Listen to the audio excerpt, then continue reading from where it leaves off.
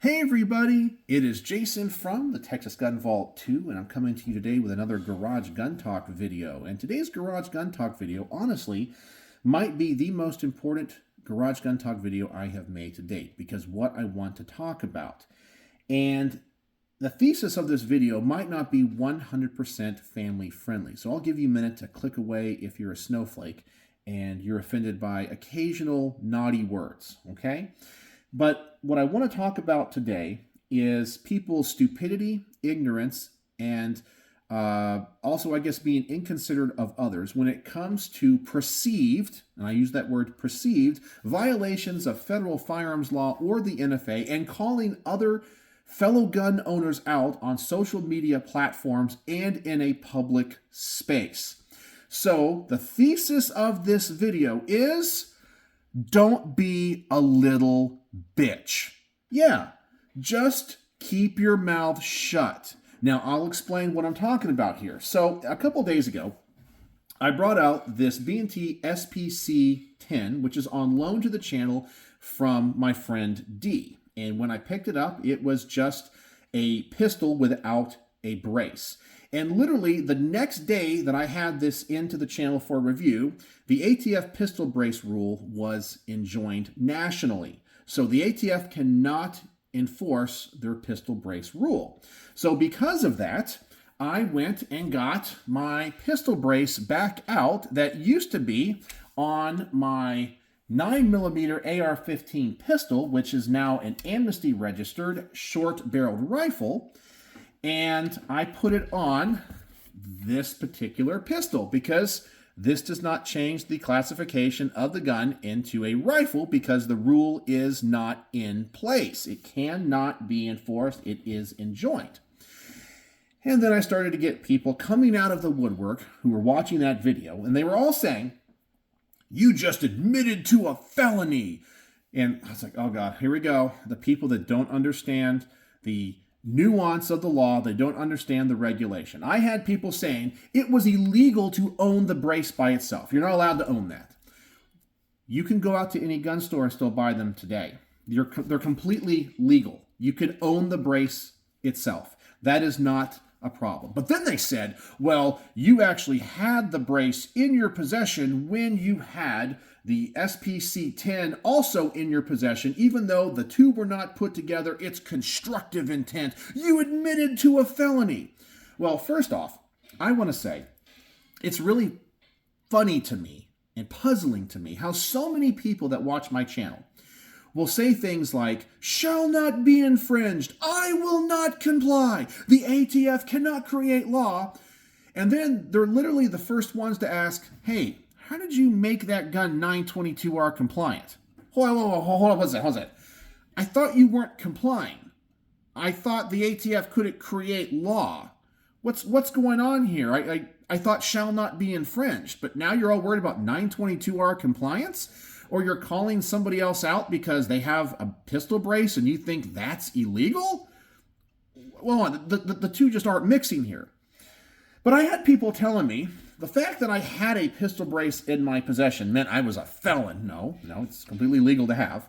And then they're like, well, you had this gun in your possession and the pistol brace, even though they were not put together, it's constructive intent. You're a felon. Well, first off, no, I'm not a felon because, number one, in order to be a felon, you have to be convicted in a court of law. But having this brace and this pistol at the same time was not illegal. I know, some of you guys are like, whoa, hold on a second, but the ATF said. Well, first off, I thought the ATF can't create law and shall not be infringed, and you're not going to comply. However, the nuance of the law is, if you own an NFA item, you are allowed to have spare parts for your firearm. So in the case of this short-barreled rifle right here, this lower receiver is a registered short-barreled rifle. I am allowed to have multiple short-barreled uppers for this gun. I can replace them if I want to go to a 5.56. This one's a 9mm. If I wanted to go to 5.56, I could do that. If I wanted to go to 300 Blackout, I could do that. So I can have one lower receiver and multiple uppers. Even if I have other Title I firearms, it doesn't mean I have constructive intent with those other guns because I already have the registered short-barreled rifle receiver right here. and those uppers are just spare parts. Well, in the eyes of the law, or the rule, I guess, when it comes to the ATF, during the enforcement of their pistol brace rule, this is no different than a stock. And guess what? I can legally take this stock off of this rifle and put on this brace. And it would not change the classification of this gun. It would still be a short-barreled rifle. And so having this brace in my possession means that I just had a spare part for a gun that was already registered. So having this particular gun and this brace in my possession was not constructive intent. This was just a replacement part or a spare part for a gun I was already legally allowed to have and is a registered short-barreled rifle.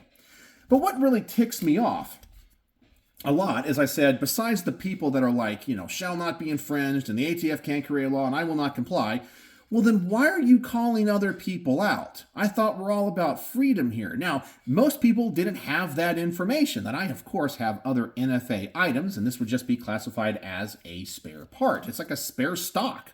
It's nothing big. It's not a big deal at all. But the fact that they, tried to call me out on my channel and in a public forum. So let me ask you, what if it wasn't me, someone that's knowledgeable about this stuff, and you guys start calling people out and going, you can't do that? Well, why are you bringing attention to someone who might be ignorant of the rule or the law? Can you imagine the world of hurt you could possibly put somebody through, a fellow gun owner that you would get along with, that you would support? Well, because you felt that you had to be smarter than them and you called them out, well, that could potentially get somebody into a lot of trouble if what you're saying is true.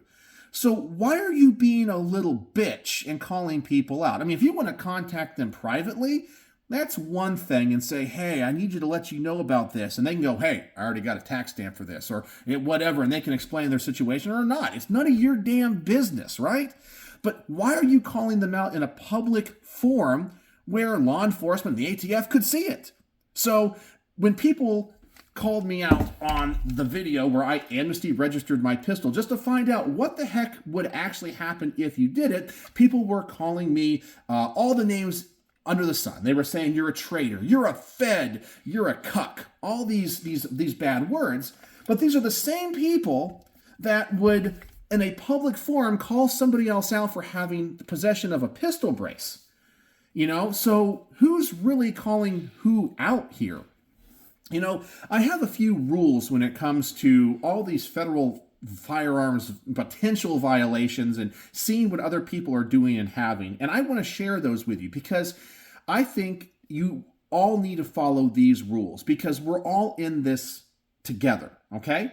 So let's first off talk about the less controversial one, 922R compliance. So if this gun had a stock on it, according to federal law, it's supposed to be 922R compliant, which means it cannot be made from a certain number of foreign-made parts. Now, 922R is never enforced as a standalone charge. So you will never be at a range and an ATF officer, first off, they can't, unless they have a warrant, they just can't come up to you and say, we need you to disassemble your gun and we're going to do a metallurgic analysis on every part to assure us that your gun is 100% 922R compliant. They're going to go through every part, the sear, the hammer, the trigger, and find out where it was made. Because not every part in these guns is marked where they're made. It's never going to happen.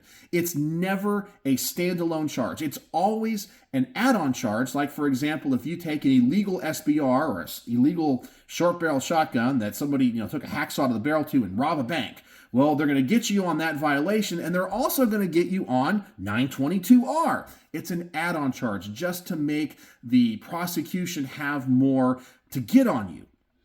So why are you all worried about that? Now, I always say with 922R, the general rule should be don't ask, don't tell, okay? Don't go up to somebody that you don't personally know in your real life and say, how did you make that gun 922R compliant? Don't ask, don't tell. They might not even know about 922R. So why are you being a little bitch? If you want to know how to make your gun 922R compliant, Google it. Go on to the forums where people can post anonymously or have screen names, all that kind of stuff, and figure it out. There's probably articles on every gun that you can possibly find. Just Google how to make Benelli M4 922R compliant, and you'll find that information.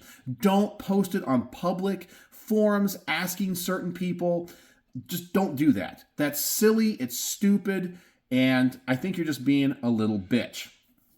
So, that's my thoughts on 922R compliant. Now, if you know somebody personally, like you're good friends with them, and you can ask them in private, well, that's a different thing, okay? Don't ask people you don't know, and don't go up to people or post online. Just don't be a little bitch about 922R compliance. Don't ask, don't tell. And also, when people ask me about 922R compliance when it comes to my firearms, I always say, I am not a lawyer. I'm not going to give you legal advice, okay? So how I do it myself is my own business, okay? I don't want to tell you what I did and then, you go out and flaunt it and say, I have my gun's 922R compliance and start like showing law enforcement officers and they go, I don't know if I'm not getting you into trouble. So I'm not going to tell you what to do or what not to do. You know why? Because I'm not a little bitch. Now, let's talk about NFA violations. Okay, so I'm going to give you guys 4 stories because occasionally, being around firearms, I have seen people where I think either they're ignorant or I find out they're ignorant of the law, or I don't know, and potentially they're violating the NFA, but they're not hurting anybody. So let's go through a couple of these, okay? So I was at the range one time. And there were some people in a bay, a couple bays down. The range was pretty empty. And they were using what I'm assuming is one of those little adapters that can go on a threaded barrel and you can screw on an oil filter on. And we all know that those oil filters can be like makeshift silencers, okay? We've seen those little adapters. Some of them you can buy as like a registered silencer and then you can just replace the oil filter. Well, they had it on there.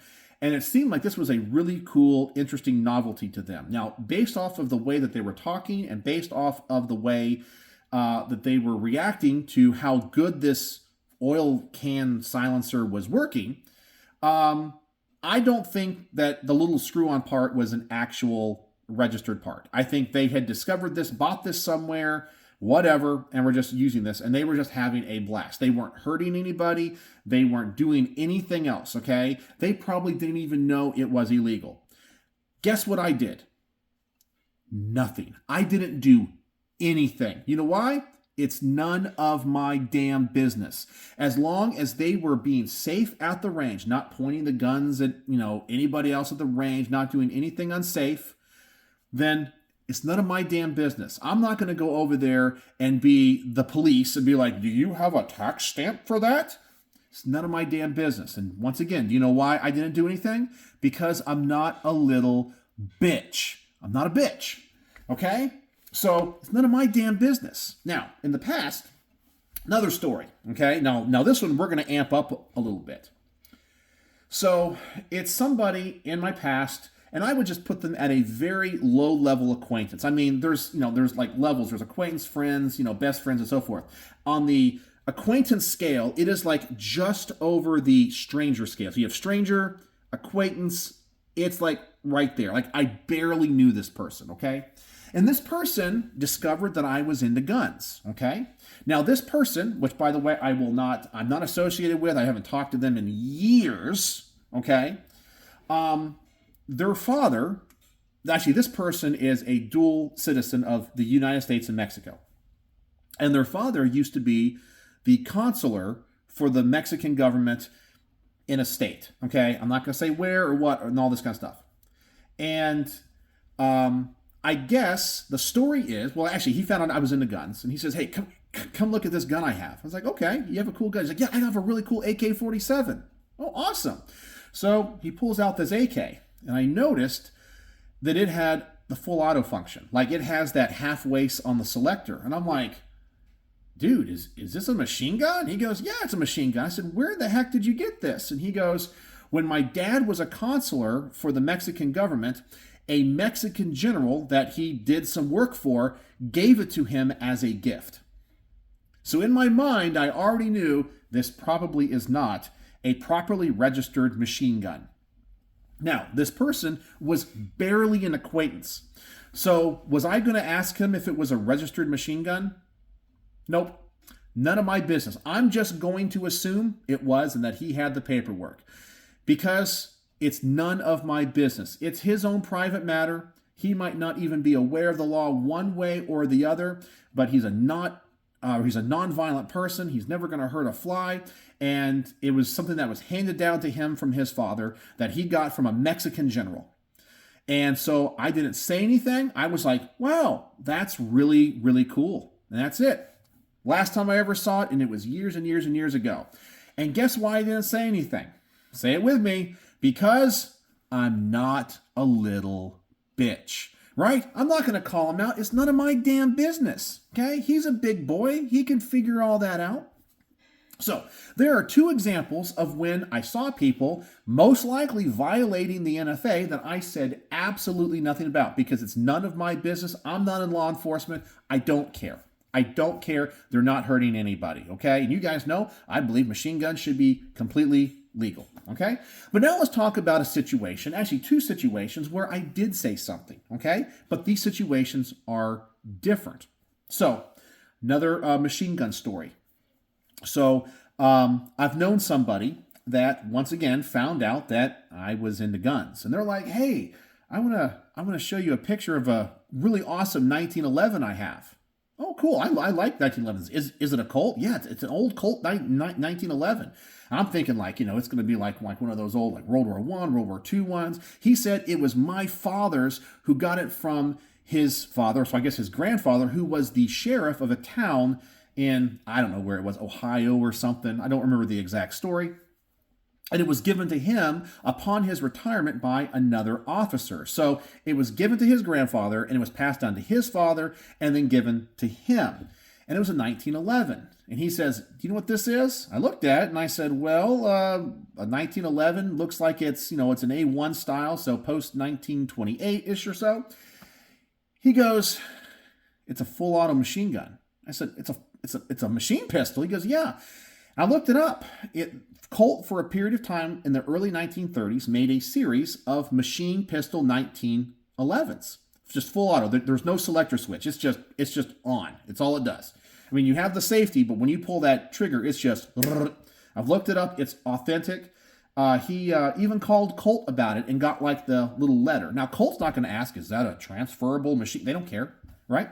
So he got the information. And lo and behold, I guess it's a real one, made in 1934. Now, this person said, it's weird. They quit making them in 1934. And I was like, uh-oh, he doesn't know. Because what happened in 1934? The National Firearms Act. So why do you think Colt stopped making them? Because they couldn't sell them to civilians anymore. So, and his model actually was in early 1934, according to the serial number. So I asked him, I said, hey, I know you well enough, and I don't want you to get into trouble because, we have enough camaraderie here. And because it has this story, do you happen to have the paperwork on it?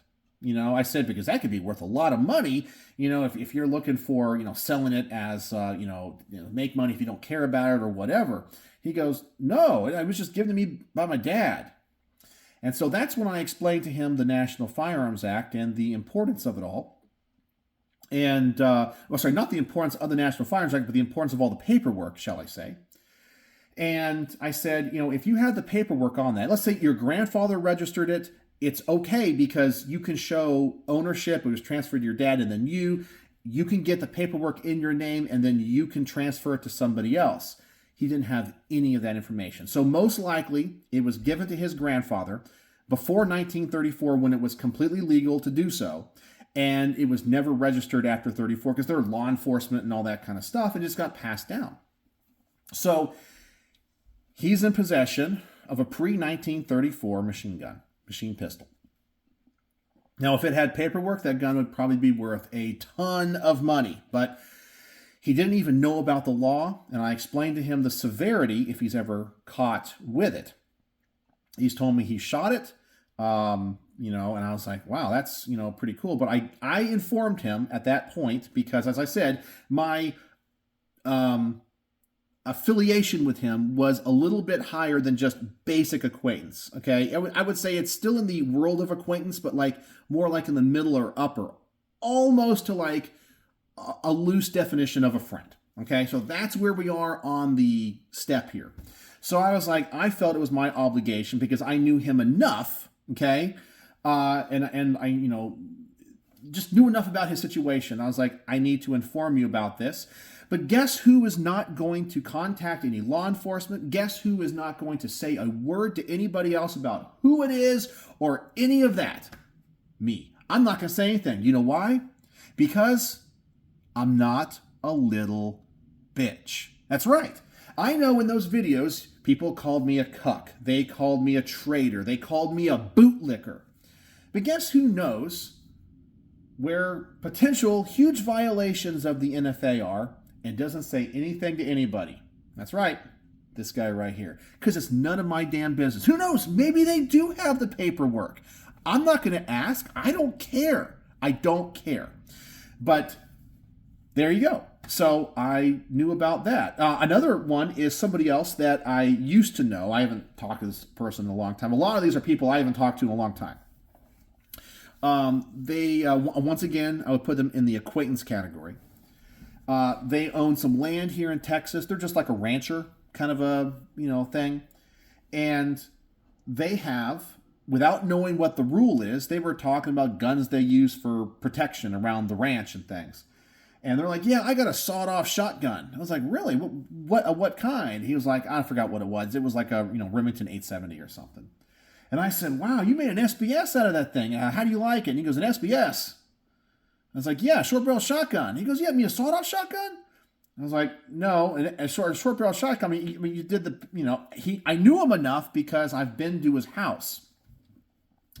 And he had no idea. I mean, he had sawed off the barrel down to, less than 18 inches. And he used it for home protection. He just had it ready to go. He's like, this is the perfect, gun for the ranch and protecting, the house and all that. And I was like, okay, I'm just going to let you know that if you ever did use that for protection, you might be in some trouble. I'm just letting you know. But that's because he was closer to the friend level, but also it was in private. I didn't go online to a social media and go, hey, this person, Larry, no, Larry is not his name, and go, Larry owns a short barrel shotgun. He needs to do. As I said, I'm not giving you any information about any of these people. If they're alive, if they're deceased, if they even live in Texas, their ages, none of it, right? You know why? It's none of my damn business, and I'm not a bitch. And I'm not going to say anything to anyone. I'm not going to talk to law enforcement. I have nothing to say. I will not answer any questions because it's none of my business. None of my business. Who knows? Maybe he has the tax stamp now, for all I know. I haven't talked to him in years. I don't know about the paperwork of any of that stuff. It could all be above board. It could all be above board now. I don't know. I have no idea. It's none of my business. So I don't go on to social media, onto their social media, shall I say, because I've told you guys the story, but there is no way that you guys would ever know who these people are, right? But I don't go on to other people's social media accounts and say, you can't have that. That's a short-barreled rifle. It's just like often in my reviews, if I do shoot a gun like this, okay, in my reviews on my main channel, I might not mention in that review that this has a tax stamp associated with, or sorry, in a Form 1 approval, because this was the amnesty registered one. I don't talk about that I have the paperwork for it. I just assume that you know I have it because I literally talk about NFA items all the time. So I make that assumption. But maybe somebody watches the video of me shooting this and has never seen any of my other videos and goes, you can't own that. That's a short-barreled rifle. You're going to go to jail. You're a felon. Oh, God. No, I'm not. It's because people are stupid and people are ignorant. They don't have the full story. They feel like they're a know-it-all. They just learned about the NFA about 15 minutes ago. But as I said, it's funny. It's funny. They call me a cuck. They call me a bootlicker. They call me a traitor. But who's the person that's calling other people out online? They are. They're the ones that are potentially drawing law enforcement attention to those people. It's not me. It's them. And those are also the people that are like, shall not be infringed. The ATF can't create law. I will not comply. Then they ask me questions about complying. Like, how do you make that gun 922R compliant? I thought you weren't complying. So let's review, okay? 3 rules. Number 1, 922R. Okay? Don't ask, don't tell. Number 2, if you see somebody potentially violating federal law, as long as they're not hurting anybody, they're not being violent, they just might not know, and you don't have their full story, don't call them out on social media.